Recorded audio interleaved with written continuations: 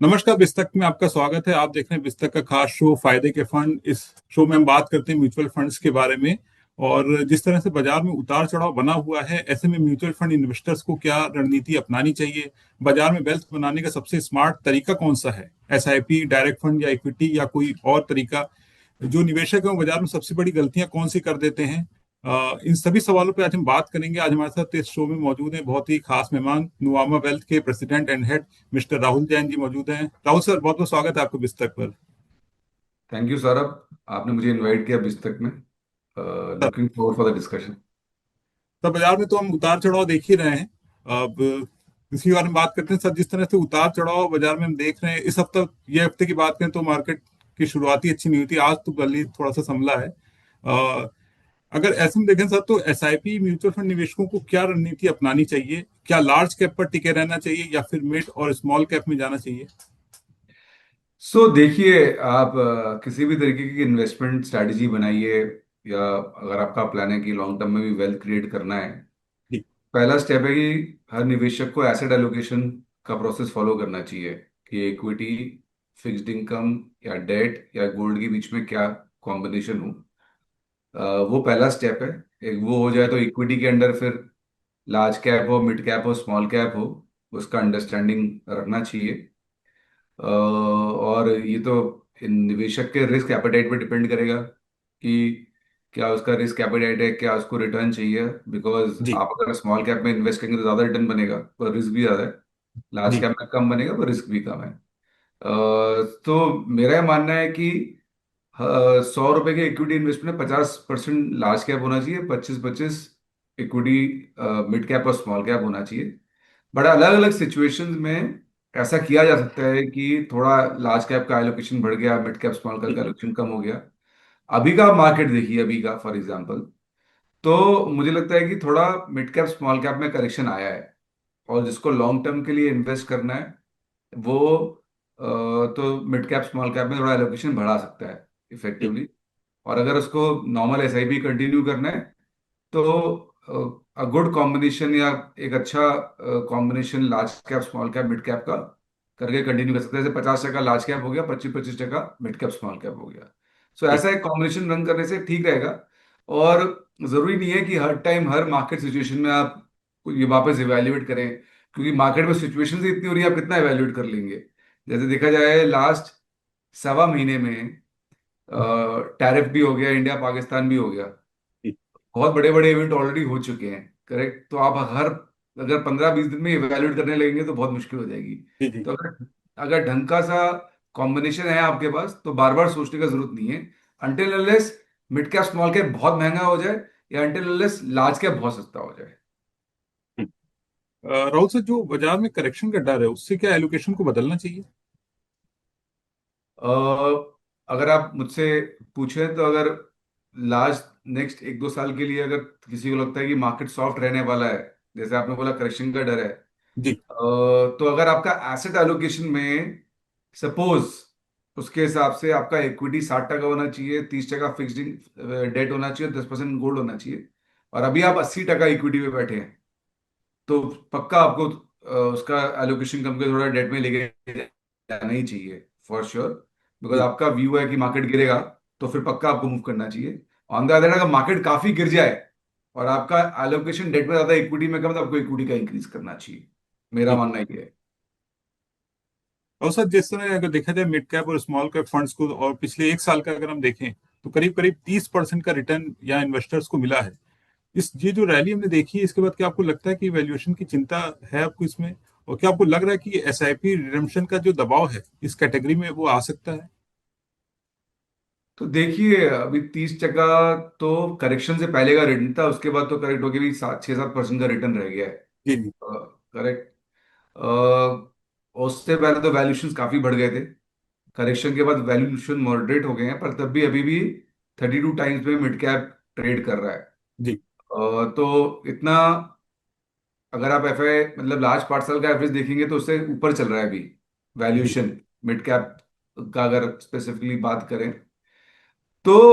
अगर किसी का एलोकेशन नहीं है मिड कैप स्मॉल कैप में, तो ये अच्छा टाइम है ऐड करने का, बिकॉज कुछ टाइम पहले तो और भी महंगा था, अब सस्ता हो गया है। जी। क्या ये और सस्ता हो सकता है?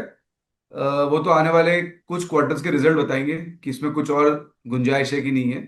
थोड़ा वीक अर्निंग चल रहा है, बट मुझे लगता है कि आने वाले क्वार्टर्स में कैचअप कर सकता है, जी क्योंकि गवर्नमेंट ने भी काफी इनिशिएटिव लिए, लिक्विडिटी का काफी ईजिंग हुआ है, इकोनॉमी में थोड़ा और स्पॉट आ रहा है, चीजें हो रही हैं। तो हो सकता है आने वाले कुछ क्वार्टर्स में रिजल्ट आए तो फिर वापस अर्निंग कैचअप कर जाएगा और वैल्यूएशन फिर सस्ते लगने लगेंगे। तो मेरा यह मानना है कि अगर आपके पोर्टफोलियो में मिड कैप स्मॉल कैप नहीं है तो पक्का ऐड करना चाहिए। पर अगर आपके पोर्टफोलियो में mid cap small cap already काफी है तो अभी ऐड करने की जरूरत नहीं है, मैं इसको ऐसे बोलूंगा। और रहा आपका दूसरा सवाल कि क्या एसआईपी के दबाव जी। का रिडेम्पशन प्रेशर आ सकता है? जी अगर मार्केट में बहुत सिग्निफिकेंट करेक्शन आएगा आने वाले टाइम में, तो ऑब्वियसली जो निवेशक है वो सोचेंगे एक बार निकला जाए, जिनका प्रॉफिट हो रहा ऑलरेडी हो रखा है। जी तो हो सकता है, बट अभी तक देखा जाए लास्ट 12-18 महीने में मार्केट ने काफी वॉलेटिलिटी दिखाई है। जैसे इंडिया पाकिस्तान भी हो गया, जी अरब भी हो गया, काफी कुछ हो गया लास्ट 12-18 महीने में। पर काफी मेच्योरिटी दिखाई है इन्वेस्टर्स ने अपनी एसआईपीस के साथ। जी जी। तो इतना कोई ऐसा कोई सिचुएशन लगता नहीं है कि बहुत ही एकदम कुछ बहुत बड़ा रिडेम्पशन प्रेशर आएगा। और हम देखें तो ये जो दौर है ईटीएफ का और पैसिव फंड्स का तेजी से बढ़ता दौर हम देख रहे हैं, और इसमें क्या आपको लगता है कि क्या जो एक्टिव फंड्स मैनेजमेंट की रेलेवेंस है उसमें गिरावट आ सकती है? अगर हम देखें नुवामा वेल्थ की इसमें क्या राय रहेगी? तो देखिए, अगर आप एक्टिव फंड्स की बात करें तो एक्टिव फंड्स का मतलब ये होता है कि जहां फंड मैनेजर कुछ एक्टिव कॉल्स लेता है। जी जी अगर आप देखें लार्ज कैप में तो एनीवेज काफी large number of mutual fund schemes benchmark कोई बीट नहीं कर पा रही हैं। जी और काफी मिररिंग है निफ्टी के टॉप पोर्टफोलियो की। ETF on the other hand काफी अच्छा, मतलब ठीक ही कर रहा है अगर जी म्यूचुअल फंड स्कीम के सामने थे। और ईटीएफ काफी सस्ता भी है जी म्यूचुअल फंड स्कीम के सामने, fund management charges point of view से। तो ट्रेंड पे तो देखा तो एक ट्रेंड तो ये है कि जो लार्ज कैप में इन्वेस्ट करना चाहता है उसके लिए ईटीएफ काफी अच्छा ऑल्टरनेटिव निकल के आ रहा है, क्योंकि रिटर्न्स भी हमें बेटर ही हैं और सेम ही हैं, जी और खर्चा भी कम है। तो ये तो ऑब्वियसली बहुत ही प्रैक्टिकल सॉल्यूशन है, उसके लिए उसको लेना भी चाहिए, उसमें कोई डाउट नहीं है। रहा स्मॉल कैप मिड कैप, वहाँ अभी भी काफी फंड मैनेजर्स की जो स्किल है काम आती है, और तभी उसके सामने आउट परफॉर्मेंस हो पाता है। जी और वहां पर उनके पास रूम भी है थोड़ा और एक्सपेरिमेंट करने की, तो वहाँ एक्टिव मैनेजमेंट अभी भी काफी इंपॉर्टेंट रहेगा। बहुत जगह ईटीएफ थीम्स के लिए भी प्ले किया जा सकता है। जैसे गोल्ड में आपको इन्वेस्ट करना हो तो गोल्ड ईटीएफ अच्छा ऑप्शन है, सिल्वर में आपको इन्वेस्ट करना हो सिल्वर ईटीएफ अच्छा ऑप्शन है। कुछ बैंकिंग के ईटीएफ्स भी अवेलेबल हैं, और अलग क्या थीम्स के ईटीएफ भी अवेलेबल है। तो अब थोड़ा बहुत थीम प्ले करना हो तो ईटीएफ अच्छा तरीका है प्ले करने का। वो म्यूचुअल फंड स्कीम्स के भी थ्रू भी है, पर मेरा पर्सनल मानना है कि ETF would be a better way. Large cap में ETF is a better way to run your portfolio, because this is cost effective, and जी। Anyways mutual fund schemes are not able to generate significant amount of alpha. ये जो सवाल है तो बहुत investor के मन में रहता है कि वेल्थ कैसे बनेगी, और सवाल ये कि अगर एक औसत भारतीय निवेशक जो 5 करोड़ की वेल्थ बनाना चाहता है, उसके लिए सबसे स्मार्ट तरीका क्या रहेगा? एसआईपी रहेगा या डायरेक्ट इक्विटी या फिर कोई और तरीका? देखिए, मैं वेल्थ बनाने के लिए सबसे पहले तो यह है कि आप अपना इन्वेस्टमेंट फिलोसफी में एसेट एलोकेशन यूज कीजिए, वो बहुत जरूरी है। क्योंकि आईक्यू से ज्यादा पैसा बनाने के लिए ईक्यू की जरूरत होती है। और जैसे आपने मुझसे पूछा कि अभी फिर मार्केट गिरेगा तो कुछ करना चाहिए, फिर बढ़ेगा तो कुछ करना चाहिए, ये करने के चक्कर में ही लोगों के पोर्टफोलियो ऊपर नीचे हो जाते हैं। और कभी कभी अच्छे स्टॉक्स छूट जाते हैं, कभी कभी अच्छे म्यूचुअल फंड स्कीम्स हाथ से निकल जाती हैं, हम सोचते रहते हैं करेक्शन आएगा, हम सोचते हैं बढ़ गया है बहुत ज्यादा। तो ये सब कॉन्वर्जेशन कंफ्यूजन तो क्रिएट करता है, और जो नॉर्मल निवेशक है उसका ये मेन काम तो है नहीं, उसका मेन काम तो है उसका जॉब करना, उसका बिजनेस करना, और बहुत चीजें जी चीजें जो करता है इफेक्टिवली अपनी फैमिली के साथ टाइम स्पेंड करना। तो कितना समय इस पे निकालेगा? तो देखा जाए तो कोर वे तो ये है कि आप अपना एसेट एलोकेशन कीजिए, इससे आपका ईक्यू मेंटेन रहेगा। मार्केट गिरेगा तो आपके डेट से आपको कंफर्ट आएगा, मार्केट बढ़ेगा तो आपका इक्विटी एलोकेशन है उससे आपको और अच्छा महसूस होगा बिकॉज आपके इक्विटी पोर्टफोलियो में ग्रोथ हुआ, तो पहले वो फॉलो करना चाहिए।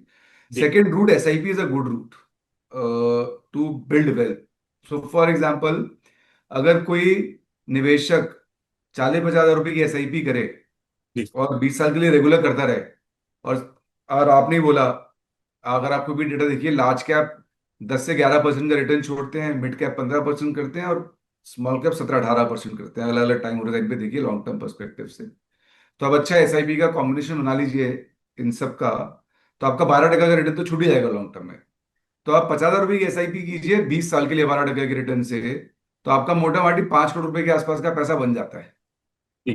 तो एसआईपी अच्छा रूट है, उसको करना चाहिए यूज, फिक्स करना चाहिए, और ज्यादा सोचना नहीं चाहिए ऊपर नीचे एवरी टाइम, कुछ भी सिचुएशन आए कंटिन्यू जी। करना चाहिए। जैसे जैसे इनकम बढ़ता है, कोशिश करनी चाहिए आपकी एसआईपी अमाउंट बढ़ जाए। जैसे एक टाइम पे अगर आप 100 रुपए कमाते थे, आपका एसआईपी अमाउंट 5 रुपए था, अब आप 200 रुपए कमा रहे हैं, तो आपका एसआईपी अमाउंट 10 रुपए होना चाहिए। ये भी जी। करना चाहिए। पर स्टार्टिंग में एक इक्विटी और डेट का एलोकेशन पक्का रखना चाहिए। जी। तो आपने बहुत इंपॉर्टेंट बात बताई, ये इन्वेस्टर को ये जरूर ध्यान रखना चाहिए। तो अगर भारत की बात करें तो वेल्थ क्रिएशन का अगर नजर से देखा जाए तो थीमेटिक फंड्स या सेगमेंट्स जैसे इंफ्रा हो गया, ग्रीन एनर्जी हो गया, डिजिटल इंडिया, इसमें आप किस पर आप बुलिश हैं? मेरे हिसाब से तो मैं ज्यादा थीम्स का फॉलोअर नहीं हूँ। इसके पीछे रीजन है, क्योंकि अगर मुझे ही थीम्स को फॉलो करना है, तो जो फंड मैनेजर जिसको मैं पैसा दे रहा हूँ, फिर वो क्या करेंगे? मतलब उनका कोर काम है अंडरस्टैंड करने का कि कौन सी थीम पे पैसा लगाना चाहिए, क्या इंडिया में अच्छा कर रहा है, क्या खराब कर रहा है। जी। वो एक नॉर्मल निवेशक का काम नहीं है। क्योंकि अगर आपने वो किया, तो आपने एनीवेज इसमें दिमाग लगाया, बायसनेस आ गई, आपकी अंडरस्टैंडिंग इनफ थी कि नहीं थी। कुछ कुछ लोग जिनको अच्छी नॉलेज है वो कर सकते हैं, पर लार्ज लोगों को थीम बेस में अवॉइड ही करना चाहिए, बिकॉज कॉम्प्लेक्स होता है थीम को अंडरस्टैंड करना, और बहुत सारे उसके प्रोज एंड कॉन्स होते हैं, बहुत सारे अंडरस्टैंडिंग पॉइंट्स होते हैं, बहुत पैरामीटर्स होते हैं, तो इतना आसान नहीं है। तो वो मेरे को लगता है फंड मैनेजर का काम है, ऐसा ये जी। मेरा मानना है। तो आपने अगर अच्छा फंड मैनेजर चुना, उसको पैसा देना चाहिए और वो थीम डिसाइड करेगा। ये मेरा पर्सनल व्यू है। पर आपने सिर्फ थीम्स मुझसे पूछी, तो मुझे लगता है कि इन करंट मार्केट सिनेरियो, इतना ग्लोबल में कुछ ना कुछ ऊपर नीचे चल रहा है, तो डोमेस्टिक कंजम्पशन जो जहां भी है, वो थीम्स काफी अच्छी लगती हैं मेरे को। जी। जैसे डिफेंसिव में एफएमसीजी अच्छा लगता है, थोड़ा एक्सपेंसिव तब भी एक्सपेंसिव लगता है बिकॉज डिफेंसिव है वो, अच्छा लगता है। सीमेंट में काफी वैल्यूएशंस अच्छे हैं, अगेन वो भी डोमेस्टिक कंजम्पशन स्टोरी है, अच्छी लगती है मेरे को। इंडिया में ये पूरा इंडिया पाकिस्तान के होने के बावजूद ये सब डिफेंस एज अ सेक्टर भी काफी इंटरेस्टिंग लग रहा है। जी। Private banks, banking as a sector also looks good because काफी वैल्यूएशंस अच्छे कंट्रोल में है। कंजम्पशन में एक और सेगमेंट है which is called quick service restaurants, QSR।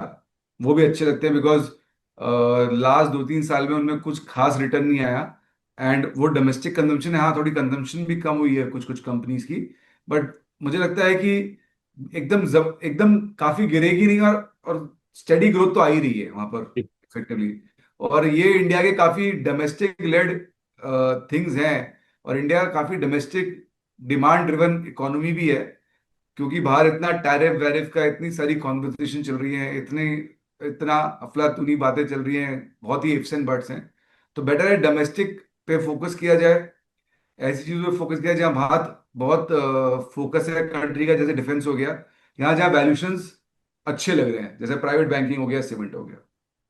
जी। अ, और उसका अगर देखा जाए जिस तरह बाजार में उतार चढ़ाव देख रहे हैं और ग्लोबल मार्केट में भी अब देखिए कुछ ना कुछ उतार चढ़ाव दिख ही रहा है, और अभी जैसे हमने टैरिफ वॉर देखा, तो इस सबको अगर देखा जाए तो इन्वेस्टर्स को क्या, जो अपना पोर्टफोलियो उसको फिर से रिबैलेंसिंग करना चाहिए? तो ये सवाल तो काफी इम्पोर्टेंट है। और जैसे फॉर एग्जांपल, अगर आप, मैं पहले भी बोल रहा था, अगर आप 31 अप्रैल से देखें, जी। 1 अप्रैल से आज कुछ 23 तारीख है, 50 दिन निकले हैं। 50 दिन में दो बहुत ही बड़े इवेंट हो गए हैं, मतलब जो सोच ही नहीं सकते थे हम, कि यूएस ने आके बोला कि हम 100% टैरिफ लगाएंगे चाइना पे, सब पे रिटेलिटरी टैरिफ्स लगाएंगे, और एकदम हर जगह मार्केट में पूरा फ्रीज हो गया, घबराहट हो गई। करेक्ट। फिर सडनली यूएस ने आके बोला हम 90 डे का पॉज कर रहे हैं, आप सब अपना अपना ट्रेड एग्रीमेंट कर रहे हैं। ये बहुत बड़ा इवेंट था। उसके बाद इंडिया पाकिस्तान भी हो गया। अभी तो खाली बातें चल रही थी, इस बार तो थोड़े इधर बम भी गया, उधर भी बम आए।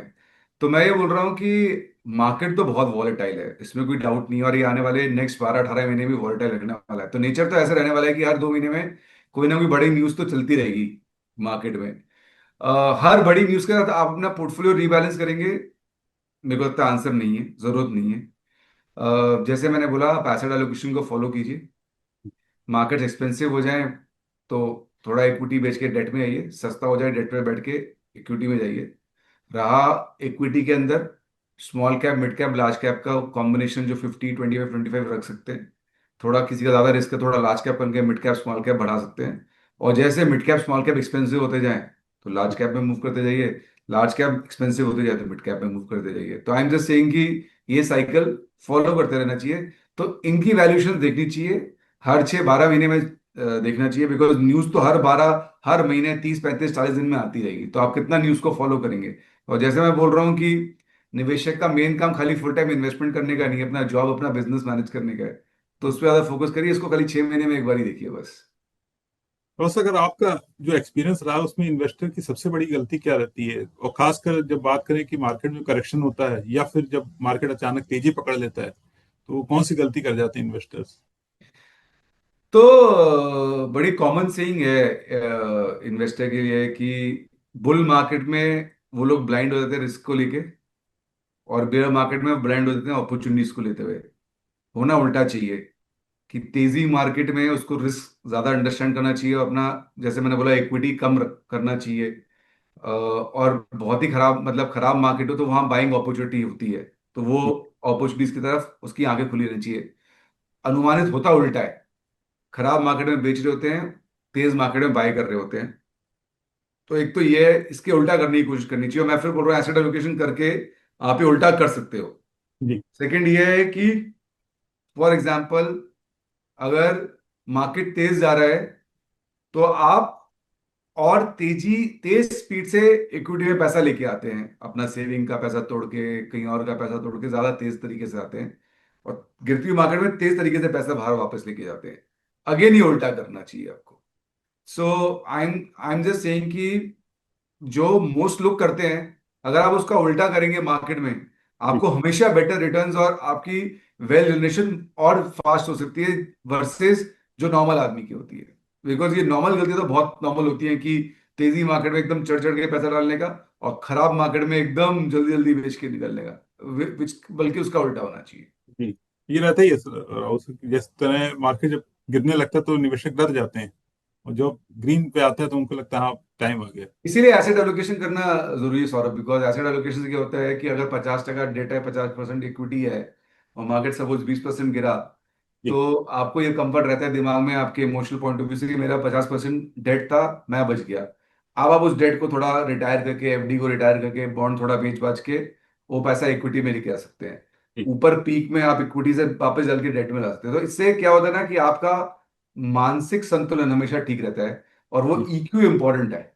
अदरवाइज इतना न्यूज फ्लो है, इतना कॉन्वर्जेशन है, कि आदमी कुछ ना कुछ कंफ्यूज हो ही जाता है। अगर न्यूज फ्लो से कंफ्यूज नहीं हुआ तो आसपास के दोस्त कंफ्यूज कर देंगे, दोस्त नहीं कर पाए तो पेरेंट्स कर देंगे, कोई ना कोई तो कर ही देगा, क्योंकि इतना न्यूज फ्लो चलता रहता है। तो सर हमने देखा कि इधर जो है डीमैट अकाउंट खूब खुले हैं, और जो काफी यूथ है इंडिया का वो अब आ रहा है स्टॉक मार्केट में। क्या आपको लग रहा है कि जो यूथ आ रहा है उसका माइंडसेट ऐसा है कि हमको जो है बहुत जल्दी अमीर होना है, जल्दी पैसा बनाना है मार्केट में? क्या आपको ऐसा लग रहा हो? अगर ऐसा है तो जो ऐसे इन्वेस्टर्स हैं उनको आपकी क्या राय रहेगी? सो देखिए, हर तेजी मार्केट में कुछ ऐसे इन्वेस्टर्स तो आते ही आते हैं कि जिनको ओवरनाइट मिलियनर बनने की कोशिश रहती है।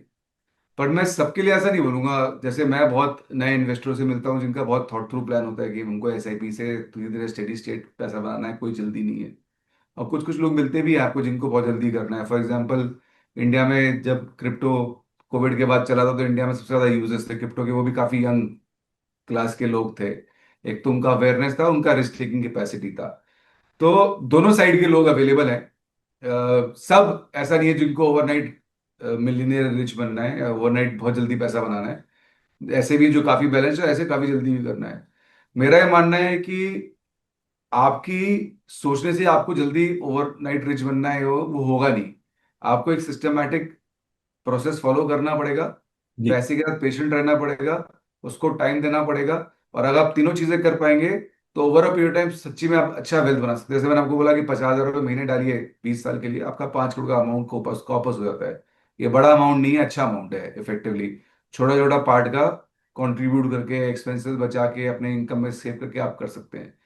तो building wealth needs patience, needs long term thinking, long term view, and also review constantly. हर साल में 6 महीने में एक बार अपना पोर्टफोलियो रिव्यू करने का, एसेट एलोकेशन चेंज करने का, जो परफॉर्म नहीं कर रहा उसको निकालने का, जो परफॉर्म कर रहा है उसको और ऐड करने का। तो ये सब, ये तीन चीजें बहुत इंपॉर्टेंट है। Plan review action, plan review action, and be patient long term. तो देखा जाए तो पिछले कुछ वर्षों में ये भी देखा कि रिटेल जो इन्वेस्टर्स हैं उनकी भागीदारी काफी बढ़ी है मार्केट में। लेकिन क्या आपको लगता है कि अभी भी अगर म्यूचुअल फंड की बात करें तो म्यूचुअल फंड में निवेश अभी भी जो है अंडर पेनिट्रेटेड है, और ये जो गैप है इसको किस तरह से भरा जा सकता है? तो अगर आप इंडिया को अमेरिका से कंपेयर करेंगे तो हाँ, पेनिट्रेशन कम दिखता ही दिखता है उसके सामने। और उसके पीछे एक और रीजन ये भी है कि इंडिया का पर कैपिटा पावर पैरिटी के बेसिस में $9,700 है, यूएस का $88,000 है। तो बहुत सारे लोग तो इंडिया के ऐसे हैं जो अभी भी खाली अपने मीन्स अचीव कर रहे हैं, रहने वहने, रोटी कपड़ा मकान ही अचीव कर पा रहे हैं इफेक्टिवली, तो सेविंग ही नहीं है। तो अगर आप उनको हटाइए तो परसेंटेज सिग्निफिकेंटली इंप्रूव कर रहा है इंडिया का। म्यूचुअल फंड के आप एयूएम से भी देख सकते हैं। क्या ये इंप्रूव हो सकता है? बहुत इंप्रूव हो सकता है, उसमें कोई डाउट ही नहीं है। Because if you compare America, there is lot of difference. And I think ये पूरा म्यूचुअल फंड का जो थीम चला है, जहाँ लोगों ने SIP as a format use किया है इन्वेस्ट करने के लिए, और लोगों ने वेल्थ भी क्रिएट किया है, काफी लोगों ने वेल्थ क्रिएट किया है। अगर आप देखेंगे तो न्यू जनरेशन काफी पॉजिटिव है ये पूरे फाइनेंशियलाइजेशन में एसआईपी यूज करने के लिए। जैसे जब मैंने अपना करियर चालू किया था तो पहला इन्वेस्टमेंट मेरा रियल एस्टेट था। बल्कि जब मैंने मैंने अपना करियर ब्रोकिंग से चालू किया तब भी रियल एस्टेट था। अभी कोई नया लड़का जॉब चालू करता है तो वो ऑलरेडी एसआईपी में, कॉलेज में ही चालू कर लेता है एसआईपी। तो ये तो ट्रेंड चेंज हो रहा है। Another big trend change can is also happening is that the older age people, which is 50, 55, 60, are also moving towards it. मतलब ये और लोग तेजी से चेंज करेंगे तो एमएफ एसआईपी का पेनिट्रेशन और बढ़ सकता है, और बढ़ेगा ही मेरे हिसाब से। और हम जैसे वेल्थ मैनेजर्स और एडवोकेट करेंगे तो और इम्प्रूव होगा। इसके अलावा आई थिंक जो म्यूचुअल फंड सही है campaign has also helped a lot effectively. और अपने को ये सब कम्युनिकेट करने का एबिलिटी थोड़ा और शार्प कर पाएंगे, थोड़ा और बेटर कर पाएंगे, तो इससे और एडप्शन इंप्रूव होगा, मेरा मानना ही है। और सर हमने आपसे बहुत सारे सवालों पर बात की है। जाने से पहले सर आपका कुछ डिस्क्लेमर रहेगा, कुछ एडवाइस रहेगी आपको इन्वेस्टर्स के? सो एडवाइस तो मेरी ये है कि आप लॉन्ग टर्म सोचिए, एसेट एलोकेशन यूज कीजिए। एवरी मार्केट इवेंट में जरूरी नहीं है आपको कुछ ना कुछ एक्शन लेना है अपने पोर्टफोलियो में। एक शेड्यूल बनाइए कि हर 6 महीने या 12 महीने में अपना पोर्टफोलियो रिव्यू करूंगा, तभी एक्शन करूंगा। और अगर कोई बहुत ही बड़ा इवेंट होता है, बहुत ही बड़ी चीज होती है, तो एक्शन कीजिए। अदरवाइज, जैसे मैंने बोला कि हर महीने, हर 45 दिन में कुछ ना कुछ तो एक्शन होते ही रहेगा, कुछ ना कुछ चलता ही रहेगा। So this is my advice. बस हमने काफी बात की आपसे कि इन्वेस्टर्स को रणनीति क्या अपनानी चाहिए जिस तरह से बाजार में उतार चढ़ाव बना हुआ है, और अगर वेल्थ बनानी है तो उसका स्मार्ट तरीका क्या होना चाहिए। और इस पे भी बात की कि इन्वेस्टर जो है गलतियां क्या कर जाते हैं। और मुझे तो बहुत कुछ सीखने को मिला आपसे बात करके, और जो बिस्तक के व्यूअर्स हैं उनको भी बहुत कुछ सीखने को मिलेगा। आपने राव सर बिस्तक को अपना समय दिया और इतने सारे सवालों के जवाब दिए, बहुत बहुत शुक्रिया राव सर आपका। Thank you Saurabh ji for inviting me to Bistak. Looking thank forward you for sir. The discussion. Thank you sir. Thank bye, take care Saurabh. You.